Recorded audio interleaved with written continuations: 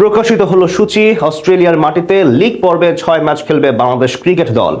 নেপালের বিপক্ষে ম্যাচ দিয়ে শুরু হবে অভিযান। এরপর একে একে আসবে আরো একাধিক বড় প্রতিপক্ষ হিসেবে আছে নিউজিল্যান্ডের মতো দলও, যেখানে খেলবেন সাব্বির রহমান, জিশান আলমের মতন তারকারা। টপ অ্যান্ড টি-20তে বাংলাদেশের ম্যাচের সময়সূচি এবং স্কোয়াডে কারা কারা থাকতে পারেন সব এক করে জানবো রিপোর্টে। অতীতের দুই আসরের মতো আরও একবার টপ অ্যান্ড টি-20তে অংশগ্রহণের ঘোষণা দিয়েছে বাংলাদেশ ক্রিকেট দল। জাতীয় দল অজিদের বিপক্ষে টেস্ট সিরিজ খেলে আসার পরপরই সাব্বির রহমান, জিশান আলমরা যাবেন নতুন করে টি-20 ম্যাচ খেলতে। 10 দলের টুর্নামেন্টে আরও একবার চ্যাম্পিয়ন হওয়ার লক্ষ্যে মাঠে নামবে টাইগার এ টিম। আগামী 21 আগস্ট অস্ট্রেলিয়ার নর্দার্ন টেরিটরিতে শুরু হতে যাচ্ছে টপ অ্যান্ড টি-20 সিরিজ। এবারের আসরে তৃতীয়বারের মতো অংশ নিতে যাচ্ছে বাংলাদেশ এ দল। টুর্নামেন্টে বাংলাদেশ এ দলের পাশাপাশি অংশ নেবে নেপাল জাতীয় দল, নিউজিল্যান্ড এ দল, বিগ ব্যাশের franchise Hobart Hurricanes, cricket Victoria, Adelaide Strikers এবং নর্দার্ন টেরিটরি স্ট্রাইকারের একাডেমির দল। সেখানে লিগ পর্বেই বলা চলে কঠিন প্রতিপক্ষ পাচ্ছে টিম টাইগার্স। বাংলাদেশ এ দলের প্রথম ম্যাচ নেপাল জাতীয় দলের বিপক্ষে। আগামী 22 তারিখ দুপুর 2:30টায় মাঠে গড়াবে সেই match. Bangladesh O New Zealand A দল অংশ নিলেও নেপাল খেলবে জাতীয় দল নিয়ে।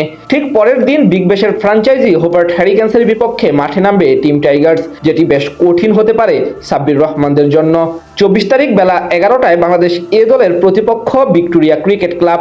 বাংলাদেশের 4 নম্বর ম্যাচ বিগ ব্যাশের আরেক দল অ্যাডিলেড স্ট্রাইকার্সের বিপক্ষে। 25 তারিখ বিকেল 3:30 অনুষ্ঠিত হবে ম্যাচটি।